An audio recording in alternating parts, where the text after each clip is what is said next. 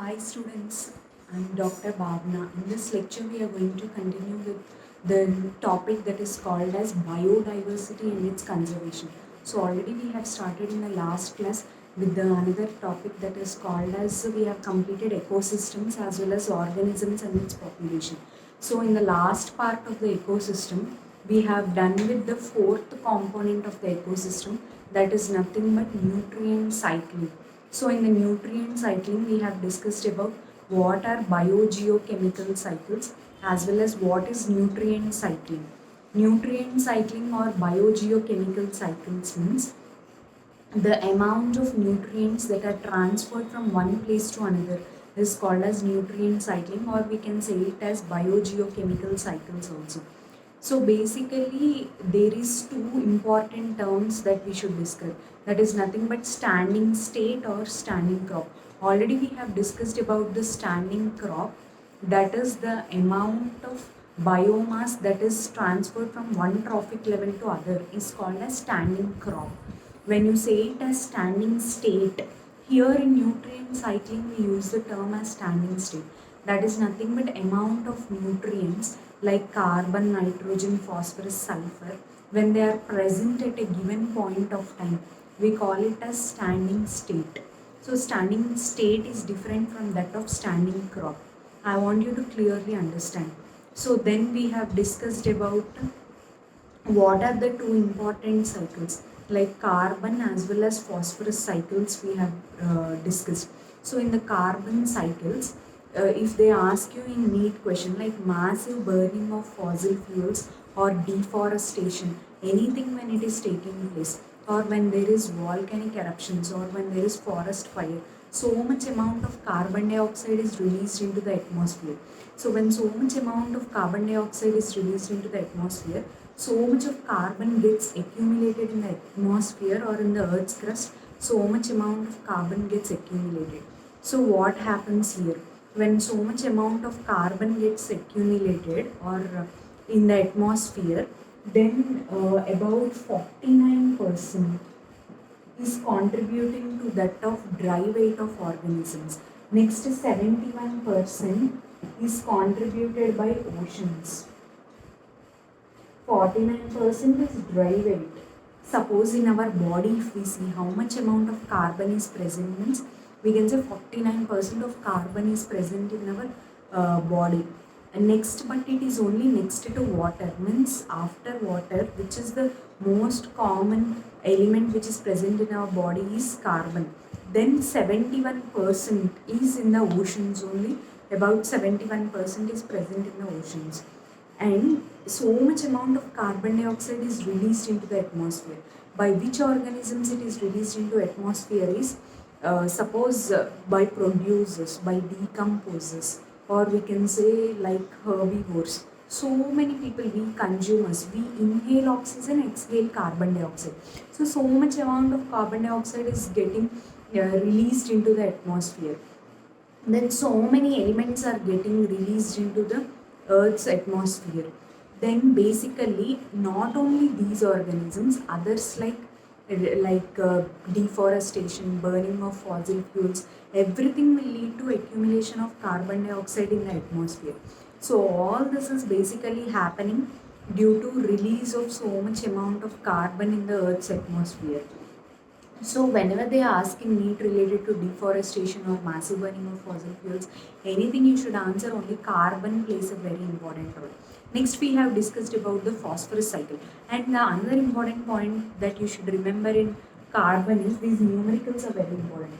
4 into 10 power 13 carbon is annually through photosynthesis, it is fixed 4 into 10 power 13 carbon atoms, means plants basically they release of 4 into 10 power 13 carbon through photosynthesis activity. This is very important in your point of view. Then we have discussed about the phosphorus cycle. In the phosphorus cycle, what is happening is what is mainly contributed by phosphorus, that is nucleic acid, biological membranes, shells, bones, teeth, these all will accumulate so much amount of phosphorus in the body. In the body, what is present is phosphorus. Outside, what is present is carbon. So nucleic acids, energy transfer systems, for all this the main component is phosphorus.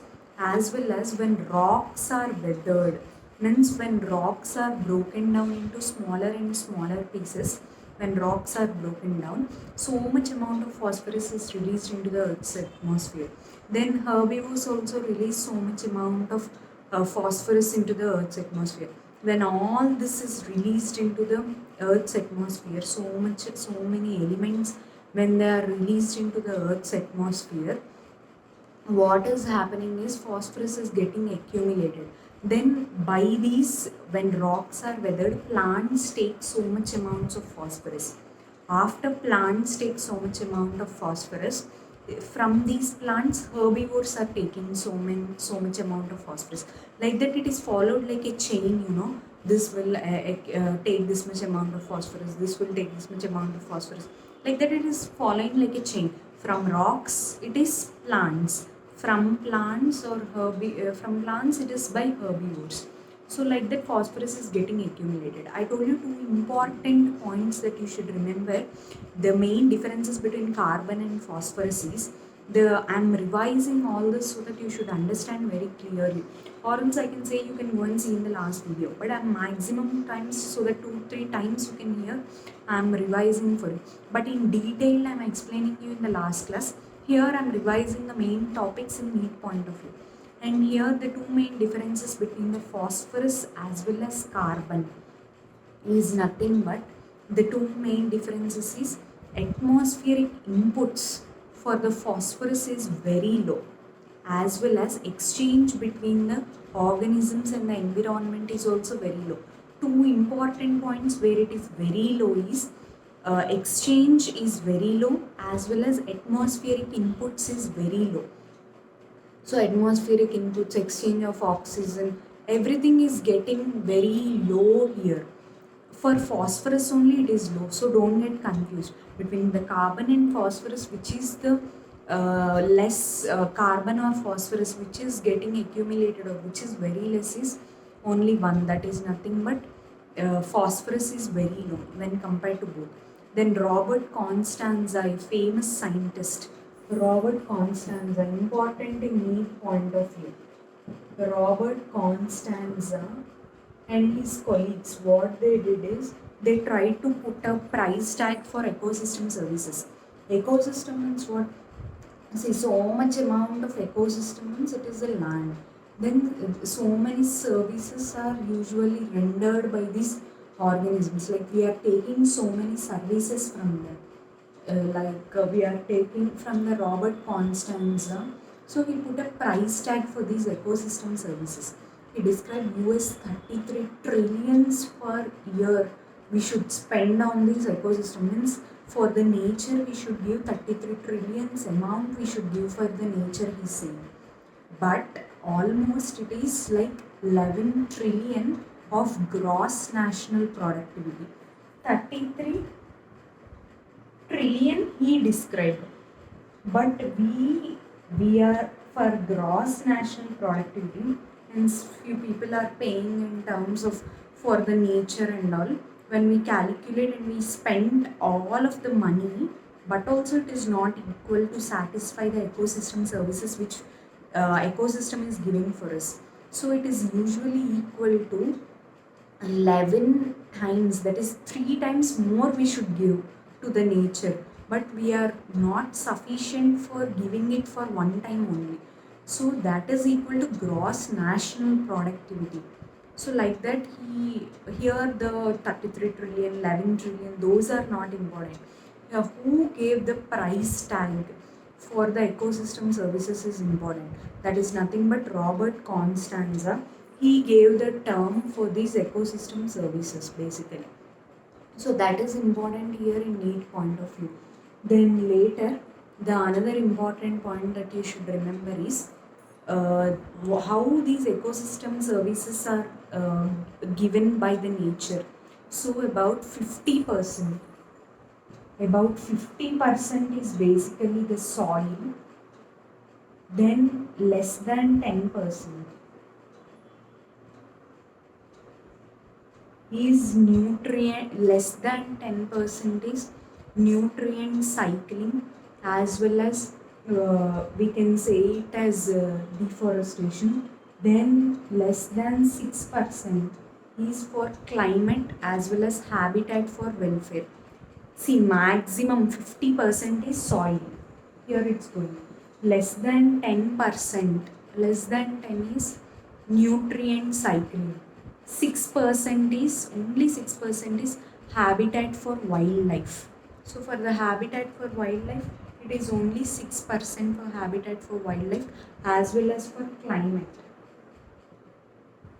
Climate and habitat for wildlife, it is only 6%. So this is about that. Then later, another important point that you should remember here is these are the three numericals which are very important in NEET point of view. 50%, less than 10%. Suddenly they may ask, habitat for wildlife, how much it is contributing? It is 6%. Less than 10% for nutrient cycling. So this ends with the chapter called as ecosystem. So next we are going to continue with the topic that is called as biodiversity and its conservation.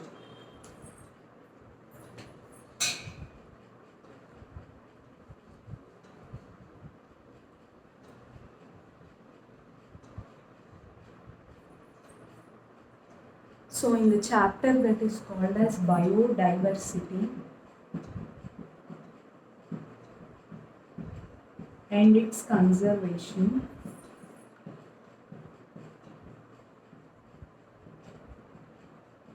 so in the biodiversity and its conservation, basically, the main point that you should remember is what is biodiversity.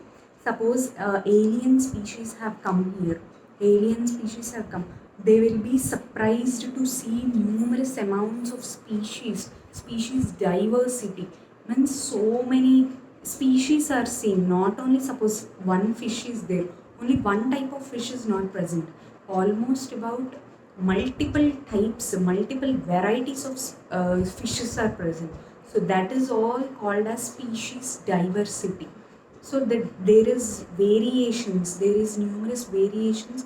Those are related to that of species here on this planet. So suddenly, if you see biodiversity and its conservation, biodiversity is very important for the nature and its conservation is based on us only. So we should conserve the habitat for wildlife for different species to survive. The first term called as biodiversity is given by the famous scientist called as Edward Wilson. Edward Wilson, the famous scientist, have given the term biodiversity. He described biodiversity among various levels of organization. He described the biodiversity. Then later, the another important point here is, suppose in biodiversity, again there are usually three types. That is nothing but genetic diversity, species, as well as genetic diversity, species diversity, as well as ecological diversity.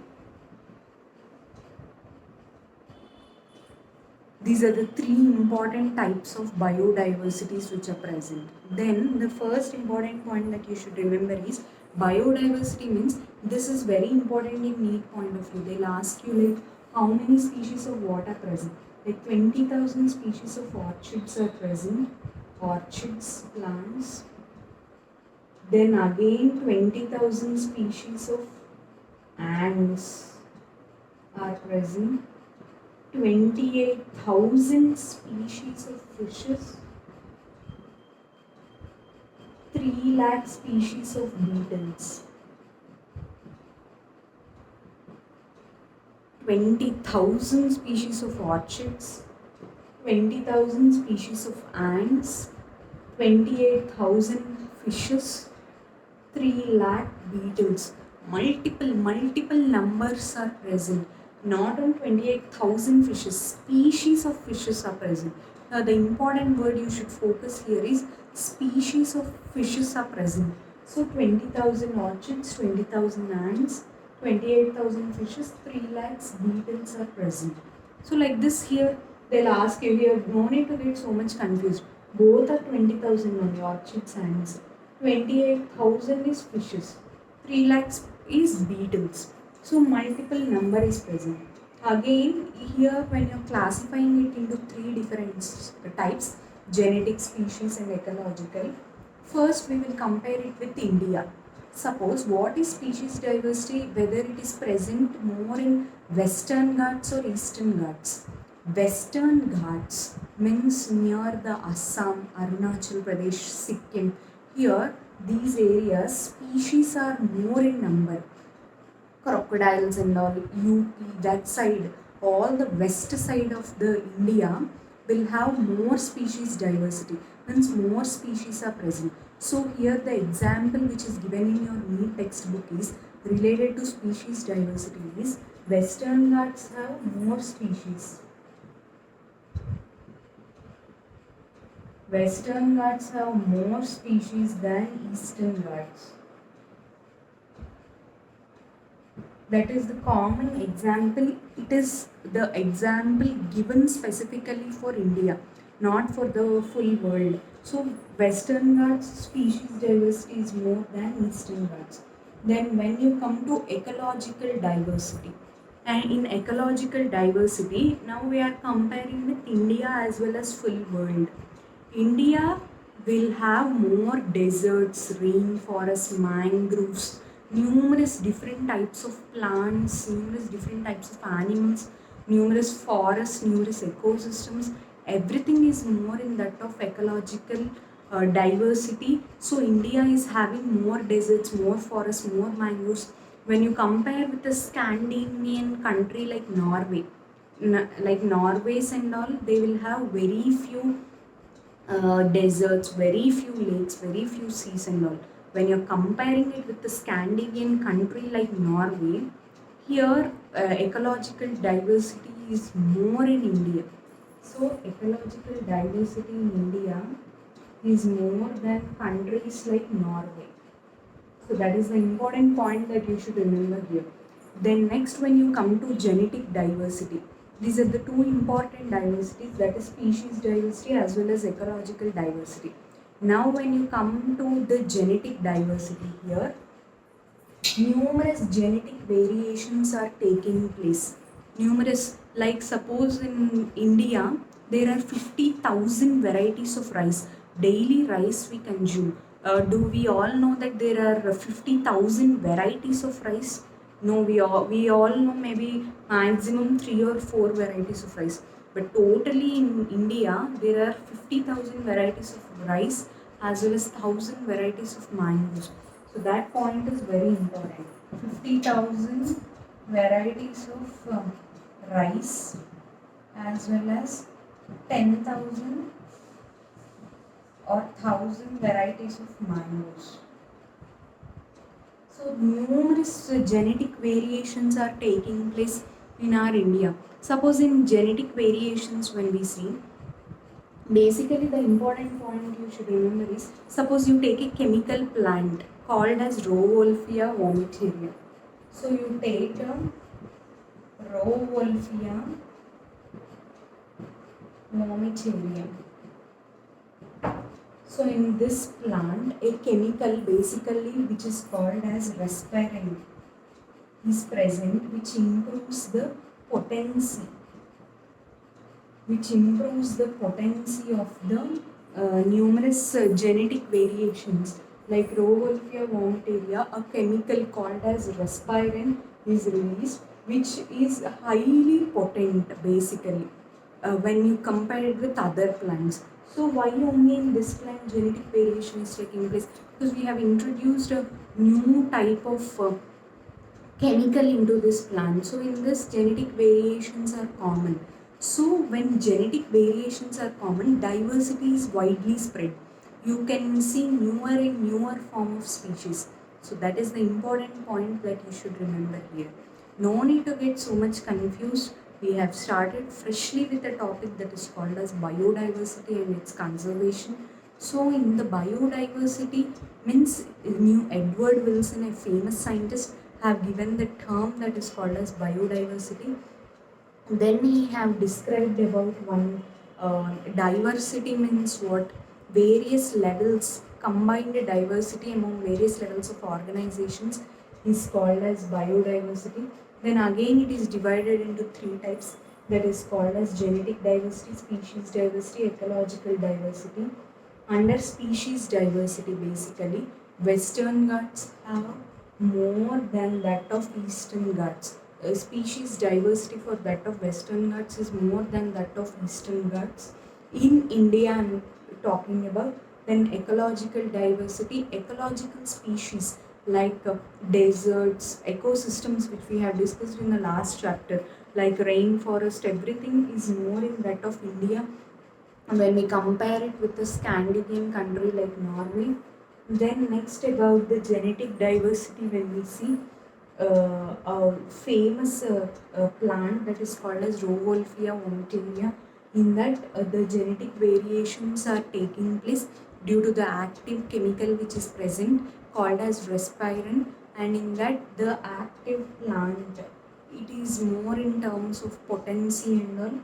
So here basically now, so we have discussed about the three main things, and in genetic variation only you usually see 50,000 varieties of rice and 1,000 varieties of mangoes.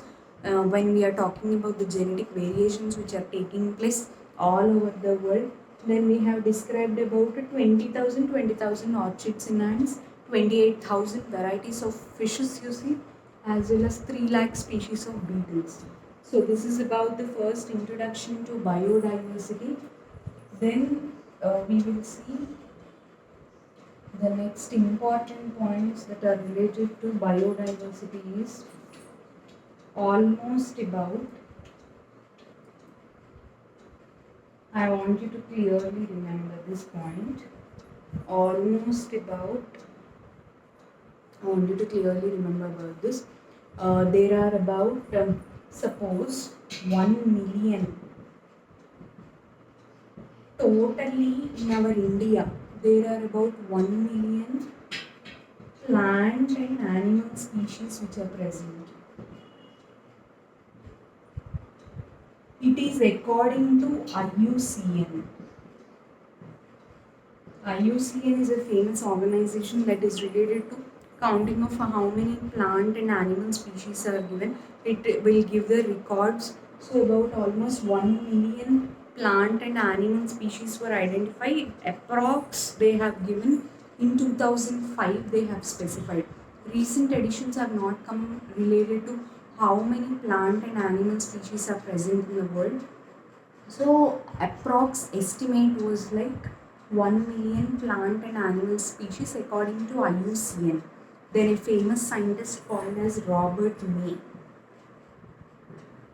Edward Wilson, one famous scientist we have described.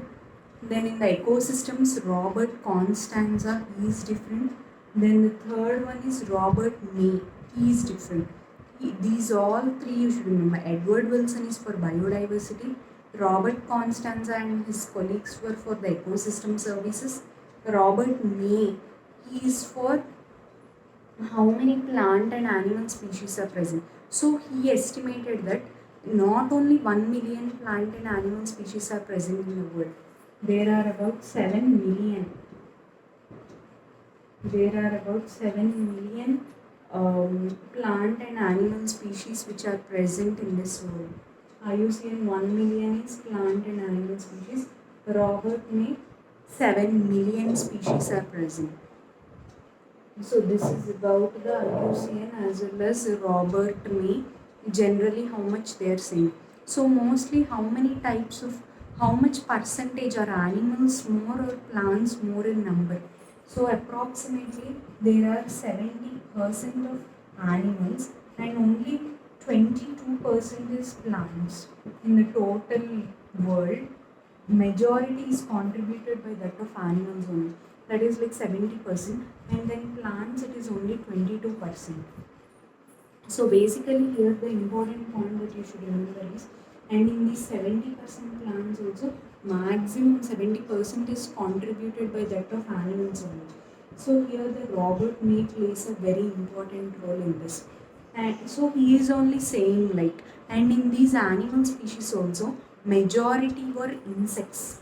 Suppose if we take a pie diagram and we try to calculate, majority will be insects and very few mollusks, ants and all are contributing. Majority are in invertebrates. I'm specifying for you. In invertebrates, majority are insects. And when you see for vertebrates, maximum is contributed by fishes. I already in the last class I have last first year editions I have told you, like majority of the species in vertebrates are related to that of fishes. Only few are amphibians, very few are amphibians, then other species also very few only. So maximum is contributed by fishes, like vertebrates, invertebrates, as well as the third thing is plants. When we come to plants, only maximum is contributed by that of fungi. Only very few are contributed by algae and all. So here the important point in this pie diagram that you should remember is maximum of invertebrates is contributed by insects. Only very few it is contributed by rest of the organisms like mollusks and ants. Vertebrates maximum is contributed by fishes. Only very few amphibians, reptiles are very few. Then maximum in plants it is contributed by fungi and only very few like algae and all. So here the pie diagram plays a very important role in this vertebrates, invertebrates as well as plants. And now I'm telling you like how much is India contributing for that of plant and animal species. So approximately the India covers area that is of 2.4% basically. So 2.4% of the land's area of the total world's land area is contributed by India. And so that's why India is also called as 12 mega biodiversities of the world, because diversities and many species, most of the species are present here in this India. Variety species you see, that's why biodiversity for that of India is very much more than that of other species. So here in India, approximately 8.1% is contributed by that of India in the world's biodiversity. See, I'm saying you 2.4% is different. Here numericals are important. 2.4% is different, 8.1% is different. How much land area is contributed by India is 2.4%. How much species is contributed by that of India is different. Here it is usually 8.1%. So these two important points you should remember. And India is called as one of the 12 mega biodiversities of the world. 12 biodiversities of the world, one of the 12 mega biodiversities of the world, and maximum is contributed by animals, very few it is by plants. And how much is India contributing? 45,000 species, 45,000 species of plants and twice that of like 90,000 of animals are usually seen in India. Till now, I have talked about the 1 million species of plants and 1 million species of animals that I have specified for the world. But now I am specifying only about India. So in India, basically 45,000 species of plants and double that of animals are present. And one of the mega biodiversities of the world is contributed by India. And how much area is India occupying is, in the total world only 2% is occupied by India, but the species diversity is more, that is about 8.1%. So here all numericals are important. Till now we have discussed about the what are the main organisms which are seen, like in the vertebrates it is the fishes, in invertebrates it is insects, and by that of plants majority is contributed by fungi. Then here 2.4% is by India, 8.1% is by the how much land person is occupied by it, and one of the 12 mega biodiversities, and we can say 45,000 species of plants and 90,000 species of animals is related to that of India. So today we have started with the topic that is called as biodiversity and its conservation, and we have discussed main important points that are related to that. Next class we are going to continue what are the patterns of biodiversity which are taking place, like what are the latitudinal gradients and how the species area relationship is followed. In the next class we will talk about all this.